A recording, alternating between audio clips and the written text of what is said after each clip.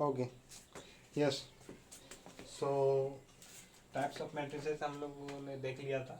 And पिछले 3 video में हमने बहुत कुछ देख लिया है, और आज हम लोग बढ़ेंगे इक्वालिटी ऑफ मैट्रिसेस के बारे में, है ना। आज हम लोग क्या जानेंगे, इक्वालिटी ऑफ मैट्रिसेस।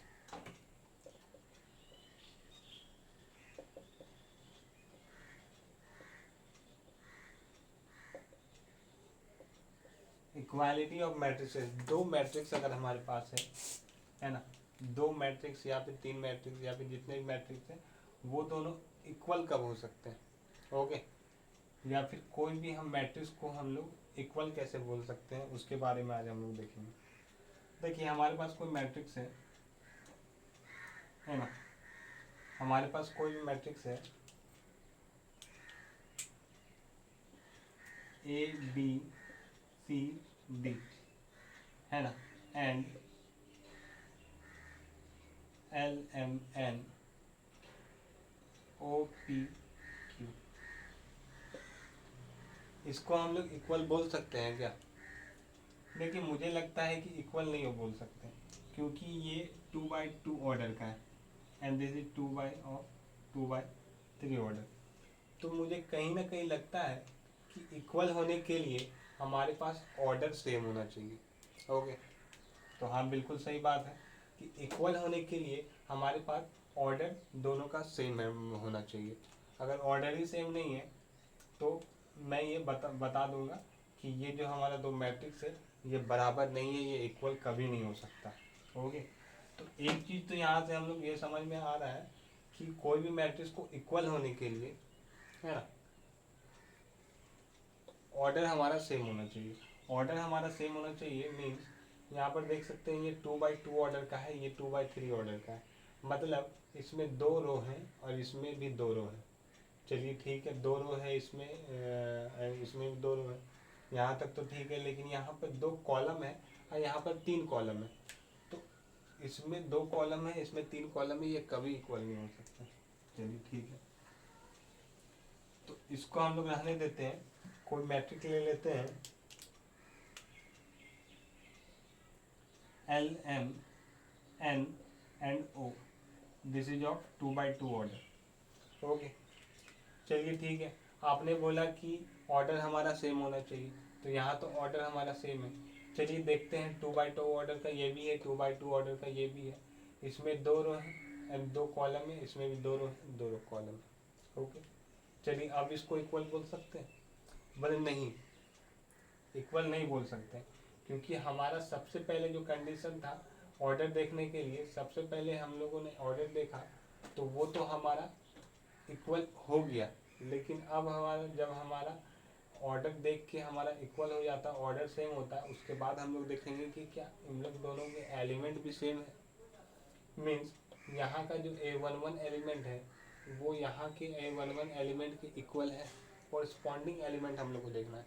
ओके, तो मीन्स यहाँ के जो A11 एलिमेंट है यहाँ के A11 एलिमेंट के इक्वल है, यहाँ A12 एलिमेंट क्या यहाँ के A12 एलिमेंट के equal. Similarly A21 equal to the A121 element of this matrix and A22 element of this matrix is equal to A22 element of this matrix। Means हमारा जो corresponding elements होते हैं दो matrix के होंगे, means यहाँ पर A equal to L, B equal to M, C equal to N and D equal to O। अगर ये हमारा हो जाता है तो हम लोग इस मैट्रिक्स को इक्वल बोलेंगे। मतलब आप लोगों ने समझा क्या मैंने बोला? मैंने बोला कि हाँ, दो मैट्रिक्स इक्वल हो सकते हैं, लेकिन सबसे पहले उसके ऑर्डर सेम होना चाहिए। ओके, और ऑर्डर के साथ साथ उसके जो कॉरस्पॉन्डिंग एलिमेंट्स हैं वो हमारा सेम होना चाहिए। यस, तो मैंने बोला कि two matrices A equal to Aij and B equal to, ये हमारा एवन ऑर्डर का है, एंड ए आई जे, इसका ऑर्डर हम दे देते हैं M by N, and B equal to B I J, इसका ऑर्डर हम लोग दे देते हैं R by S, R equal if, पहला कंडीशन हमारा आता है m equal to R, if m equal to R, that is, m equal to R मतलब क्या होता है, यहाँ पर जो m बोला है और यहाँ पर जो मैंने r बोला है, इसका मतलब क्या है, मतलब कि m यहाँ पर number of rose in a है, एंड ये r हमारा number of rose in b है, तो number of rose in matrix a it should be equal to the number of matrix is equal to the number of rows in matrix B, है ना। तो m equal to are का मतलब हम यहाँ पे क्या बोलना चाहते हैं, the number of rose in matrix A is equal to the number of rows in matrix B. Yes, अब हमारा ये कंडीशन हो गया। अब हमारा दूसरा कंडीशन है n equal to s, okay, n equal to s,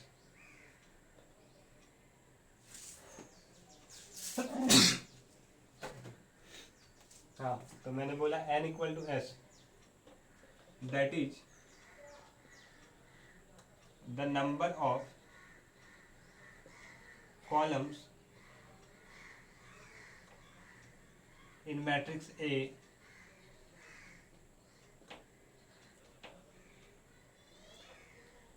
is equal to the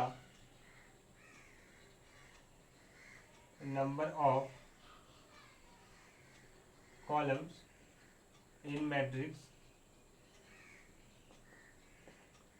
B, है ना, ये चीज है हमारा। उसके बाद third condition and the last one is A I J equal to B I J for I इक्वल to 1 2 and so on m and j equal to 1 2 and so on n, okay. कोई भी order का है, अगर order हमने देख लिया, अगर ये दोनों इक्वल हो रहे हैं तो A I J equal to B I J किसके लिए, हर एक I equal to 1 2 and so on M तक, एंड जो ऑर्डर का हमारा एलिमेंट होगा, मतलब कि कॉरेस्पॉन्डिंग एलिमेंट हम लोग को देखना है वो इक्वल होना चाहिए। तो ये हमारा कंडीशन है, तब हमारा जाके दो मैट्रिक्स को हम लोग इक्वल बोल सकते हैं, ओके। तो इसको आप लोग लिख सकते हैं वीडियो पॉज करके, या फिर जैसे भी स्क्रीनशॉट भी ले सकते हैं। इसको मैं मिटाता हूँ।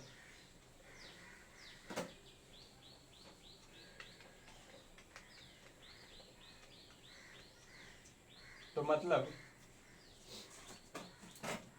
देखिए, अब बहुत लोग कंफ्यूज होते हैं ना कि नल मैट्रिक्स को लेके कंफ्यूज होते हैं, नल मैट्रिक्स को लेके कंफ्यूज करते होते हैं कि देखिए मैट्रिक्स में 2 ऑर्डर का नल मैट्रिक्स ले लेते हैं, है ना, और एक 3 ऑर्डर का नल मैट्रिक्स ले लेते हैं।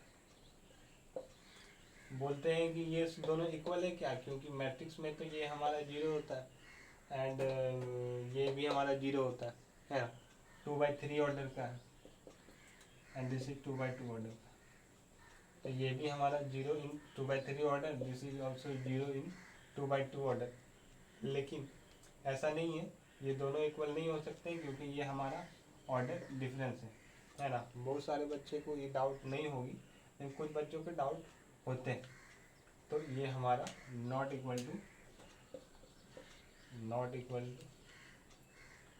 नल matrix of order 2/2 is not equal to null matrix of order 2/3। Okay, चलिए अब एक क्वेश्चन देख लेते हैं हम लोग, जो कि 2013 में आया हुआ है। ओके, एक क्वेश्चन है जो हमारा 2013 में आया हुआ है। ओके, क्या क्वेश्चन है? सवाल मेरे पास ये है कि if x minus Y 2x plus Z 2x minus Y 3z plus w equal to -1 5 0 13 है ना। Find x y and z w, ये बोल रहा है।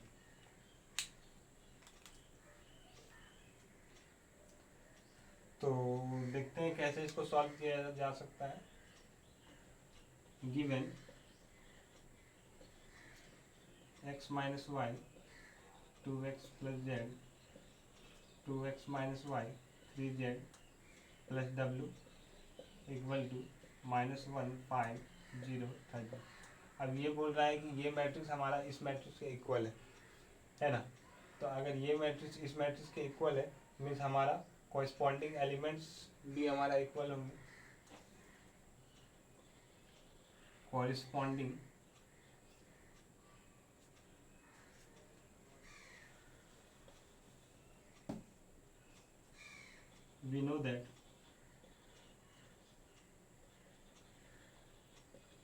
we know that corresponding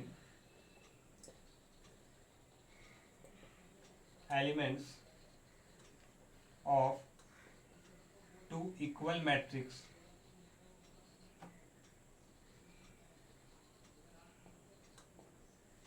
are equal, then हम लोग ऐसे लिख सकते हैं x minus Y equal to -1 2x plus Z equal to 5 and 2x minus y equal to 0 and 3z plus w equal to 13. This is equation 1, this is 2, this is 3 and this is 4. Okay, बस इसको solve करके निकाल सकते हैं। जैसे कि हम लोग क्या करते हैं, 1 और 3 को सॉल्व करते हैं, है ना। तो यहाँ पर मैं लिख सकता हूँ सॉल्विंग इक्वेशन 1 एंड 3। तो इसको हम क्या कर सकते हैं, सब्ट्रैक्ट कर सकते हैं।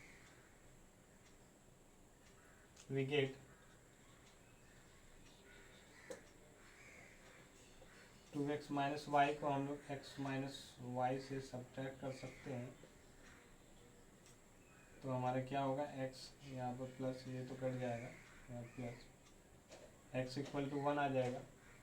We get x equal to 1 and x minus Y equal to हमारा क्या है, -1 है। तो अगर मैं यहाँ पर 1 पुट करूँगा तो y हमारा क्या हो जाएगा, y इक्वल टू 2 हो जाएगा। तो this and we get y equal to 2।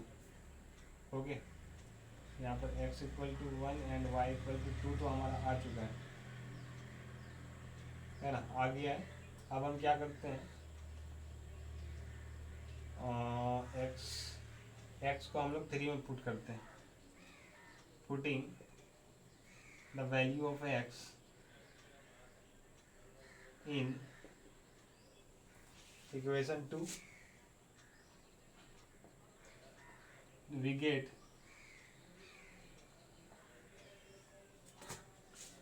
z equal to Z equal to हमारा क्या आ जाएगा, 3 आ जाएगा, जेड इक्वल टू 3 आ जाएगा। अब जेड हम लोग को यहाँ पर 4 करेंगे, putting Z equal to 3 in 4 we get Z equal to 3, यहाँ पर हम लोग पुट करेंगे 3 3 9 हो जाता है, डब्ल्यू इक्वल टू 4 हम लोग आ जाएगा। तो यहाँ पर लिख सकते हैं हैंस या फिर कुछ भी मतलब पीछे जो नीचे जो लैंग्वेज एक होता है, required value of X Y Z equal to X equal to 1 Y equal to and Z equal to 3 and Y equal to 4, ऐसा हम लोग लिख सकते हैं। सीबीएसई में तो लिखना ही पड़ता है ना, बोर्ड जब देने जाएंगे आगे, जब कोई एग्ज़ाम देंगे कंपटीशन का, तो उस टाइम तो कैलकुलेशन करके अपना टिक मारो। तो ऐसे हम लोग कॉन्सेप्ट को समझ, ऐसे हम लोग क्वेश्चन सॉल्व कर सकते हैं। ओके, तो चलिए आज के लिए यहीं तक रखते हैं, एंड अगले लेक्चर में कुछ और प्रॉब्लम हम लोग करेंगे, देखेंगे कैसे कैसे प्रॉब्लम सॉल्व होता है। अगर आप लोगों को कोई डाउट होगा तो आप लोग मुझे इंस्टा पर पूछ सकते हैं। तो चलिए आज के लिए यहीं तक रखते हैं।